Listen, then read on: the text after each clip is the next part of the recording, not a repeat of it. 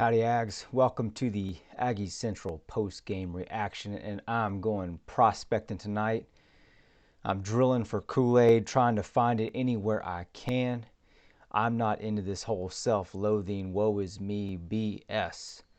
I'm sure you aren't either. Please don't feed into it. I am here to have healthy criticism of this game, be frustrated, but also be encouraged. So I've got a lot of good takes, I think, from this game. I bet you've seen a lot of them as well.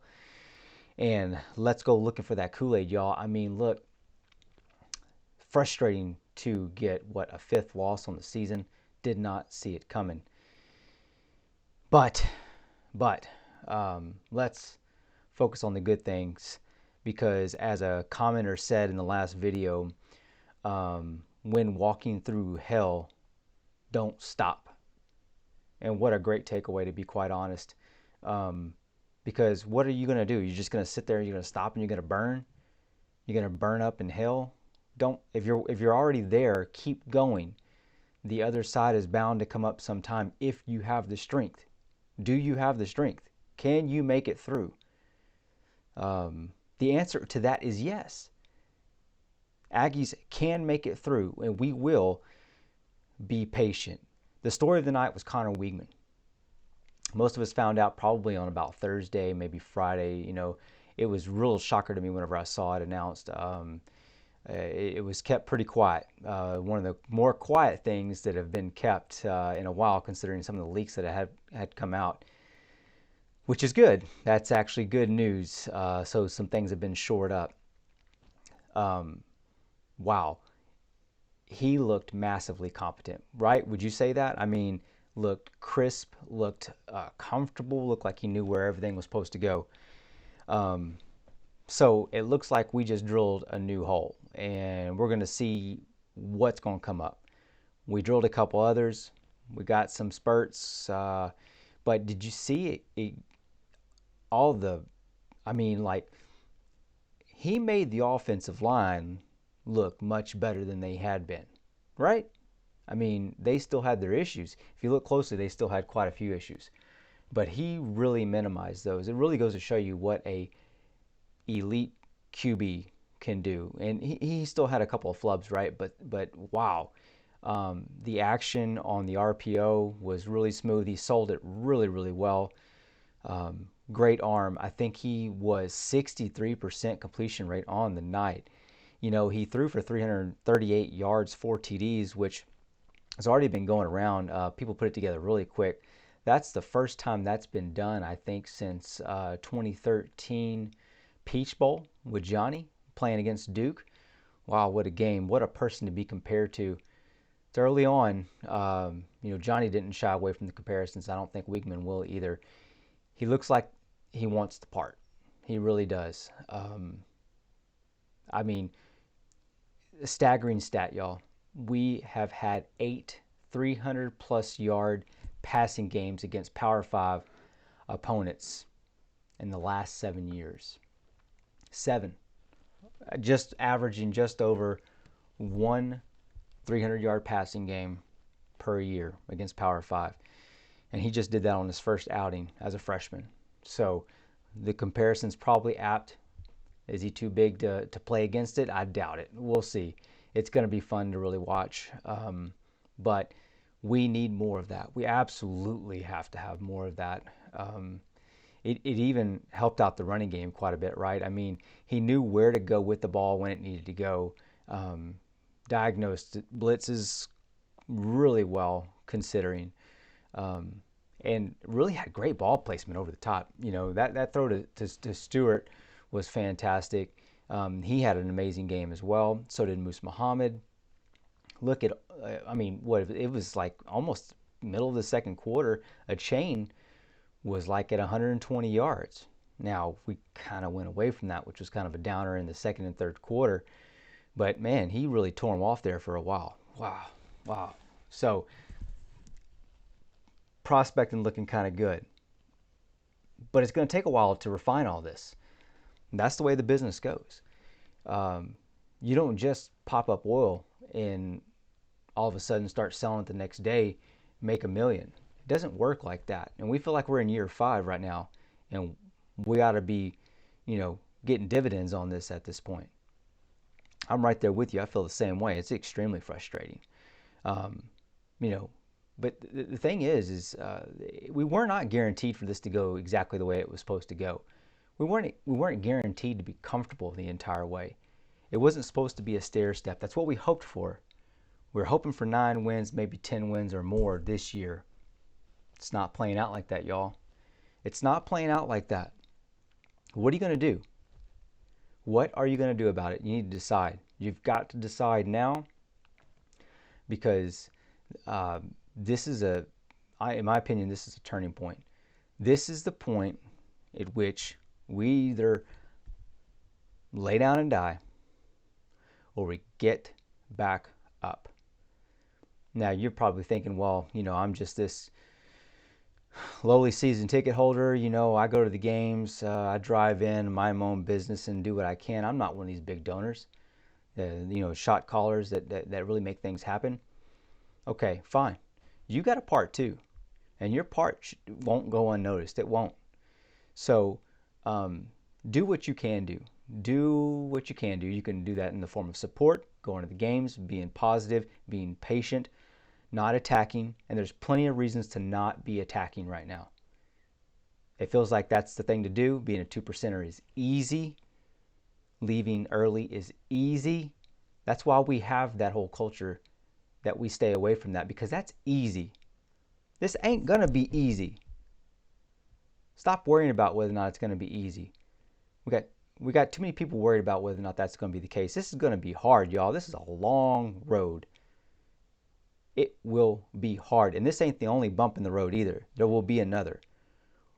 We may not even make a bowl game this year. That's a possibility. But that doesn't mean it's time to give up. Absolutely not. It means you need to step into it even more. Now, I've tried to do, I give you just one quick example, okay? I didn't get you an Ole Miss preview this last week. I'm sorry about that. Life happens. I'll tell you how I put these things out each week. I get to work, and I get to work early. And in the fringe moments, I do extra.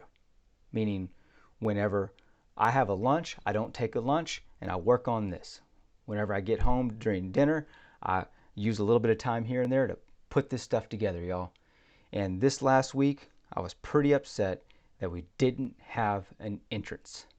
So I put together a digital virtual entrance. Just an example, something Bjork can go off of to, get an idea about maybe what an entrance can look like, trying to choose a song, this and that. So I put something together. You can go watch that whenever you get a chance. Thoughts and feedback, welcome, whatever. It's just something. I wanted us to have something. And so I spent a lot of time making that happen. It was just one way that I was able to give back.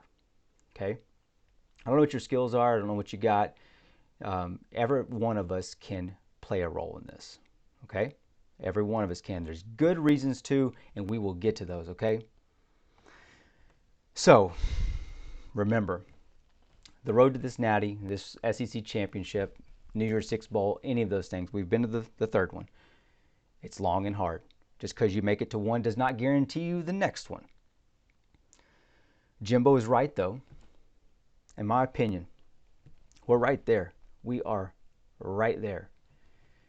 Just consider this. There's a line full of inexperience. I've been frustrated with that line. You've got Wyckoff playing center, Dewberry filling in as a freshman, Zune basically a freshman over at left tackle. We got no Foster anymore. Layden, I think, is just a junior, maybe even a redshirt sophomore. Fothery, sophomore. I mean, this offensive line is young. It was hard to expect, although we always feel like we can the same thing out of them year to year. It's just not playing out like that this year, y'all. And we've had an issue figuring out the quarterback. The defensive line is also full of youth, a lot of talent, but a lot of youth. We've been missing McKinley Jackson for a large part. Toon Meese has been out for quite a bit of the season. We have Fidel Diggs anchoring it down, Rakes anchoring it down. But when those guys come out, Shamar Turner is just a sophomore. I mean, come on, right? So there's a lot going on. Last game, Antonio Johnson, he's out, right? Chappelle's been out for a little bit. He was there last night. We got Cooper out. Andre White has been out this year. Um, and that's a thin spot. We got to hit the transfer portal, I think, on the linebacker situation. We need some more depth there. But, the guys are playing. It's probably our weakest spot right now. Um, it's just examples of this season just not going quite the way it was supposed to go. Partially, I'm thankful for that, and I hate it all the same, because I want to be able to get what we've worked so hard for this year. I really wanted it. I know you wanted it too, but the reality is, it was really never going to be that easy. Okay, secondary is working with the new scheme. The whole defense is working with the new scheme. With all the inexperience, what did we expect to happen? We're running this three-man front for quite a bit. And we started off this last game and went away from it, thankfully. But that scheme works really well when you really have really strong linebackers. and right now, be honest, we just don't quite have that. We don't have that. Secondary's not reading the run real well either, and we're getting gashed. I think they put up 300 yards on us running. Whew. We got to get that under control. But it's going to be something that we can do as we learn how to play. And these guys are coming in. A friend of mine made a real great point about this, right? Spencer Neely, somebody I've talked very highly of, and he came to A&M. He came to A&M for a particular reason. He was an Aggie all the way. Now we're pulling these guys over from Philadelphia, Arizona, Florida. All over the country. This is a nationwide brand, right? We all know this now, and we're pulling these guys in from everywhere. They're not growing up thinking I'm an Aggie. They're not growing up with that identity. When they get to campus, they're not exactly Aggies in the sense. They are, but they're not. There's part of this is about an identity. The military does a lot of the same thing, right? They really break your identity down, and then they implant something on top of that. And I think that's one of the reasons why we've been having some of the locker room issues. Few, I'll be that, but still, when you come in, what is your identity? What are you committed to? Are you committed to football? Are you committed to A&M? Or are you committed to self? The first two we can get along with. The third we can't. And so that's got to be something that's really focused on. But as this team starts to find its identity in football and or in A&M, the results will come. But even those that find it in football and somewhat in A&M, just in your second year, what can you say? It's just not as deep as it's going to be for a fourth or fifth year guy. And we need some experience. Bad. So, man, even if we were playing Moko at left guard, we'd still be down. But the offensive line shaping up, though, thinking about it, what it's going to look like next year. Maybe Dewberry at left tackle, Moko at left guard, Foster at center, Robinson coming back for a right guard spot, and Fothery entering his third year at right tackle. Connor back at quarterback, and a chain running some more, probably mixing in either some Le'Veon Moss or LJ Johnson. Evan Stewart hitting his second year. Marshall hopefully getting his business together. And Moose Muhammad. I think that man had over 100 yards. 100 yards receiving. Wow. Why wasn't this guy on the field? And we can play that game for quite a few people at this point, right? Why wasn't Connor on the field? Well, Connor may not have been on the field because this doesn't make it right. But what happens to the quarterback room when Connor becomes a starter? No Haynes King starting, no Max Johnson starting. What's the transfer portal look like for these guys? And if they go, what's our quarterback room look like? Boast, Stowers.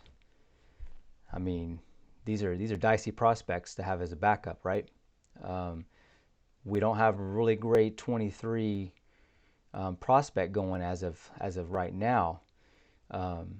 We're on the hunt, but it's looking a little thin. So you can kind of understand maybe that might have been some of the motivation behind it, not making it right though. So that's one of the drawbacks that we may be fielding here in the near future, depending on how this shakes out. Now, those that have an identity in A&M, not as likely to transfer. So kind of very important. Something we're learning a little bit the hard way, I think, but we can definitely use and apply moving forward. So I really am hopeful for this team. You know, this was a number 7 team 2 weeks ago before they played us, and they played LSU. Ole Miss was number 13 this last week going into this game. We started off as a 3-point dog, ended up with 1.5 at some point, and then raised back up to 2. I don't know. This is the 4th top 20 team we've played this year. Did you realize that? There was Arkansas, there was Miami. I understand where Miami is currently, but that's where they were when we played them. We took Alabama down to the last play of the game, and these guys, I mean, this is an 8-1 team at this point after beating us. Ole Miss is. It's a good team. There's no moral victories. Don't get me wrong. An L is an L and a W is a W. But like I've always said, progress is measured by looking at more than just that. That you can't just measure progress in that one way. So if we watched that game and didn't see progress going on, I really question what was going on. Anyone that said that Jimbo had lost the team, they need to have their credentials taken away. That is ridiculous. Based off of what? 4 guys? 4 guys have an issue and he's lost the team. Did it look like he lost the team last night? I don't think so. You know, that's part of my criteria for whether or not this guy's going to be on the hot seat. He does not come close to losing this team. He has shown ways that he can grow. This scheme is not the sole problem. Offensive coordinator would love to see some new ideas, a new approach. Someone else to call plays and manage the game, get in plays earlier, quicker, all that good stuff. But he's not lost the team. He has the team. So rest on that. So there's a lot of good things. A lot of good things going on. Plenty of Kool-Aid prospects. Okay? It's not coming up, though, just yet. We're not barreling this up just yet. We're not refining this just yet. So we'll see. We got Florida coming up. They coming off a heavy beat down from Georgia. Like we said, they probably would. So we'll see how that affects them. Right now, I think we're a 3-point favorite. I don't know how this stuff happens, y'all. I don't know why it seems like we should be the favorite in that, but we're just, kind of limping along with our 21-24 points right now. If we can put together more of these first quarters, we'll be in business. But we have a long ways to go. Be patient. I'll leave you with this. It's darkest just before the dawn. You've got to be patient. Things will play. Hold the course. Stay the course. Thanks and gig 'em.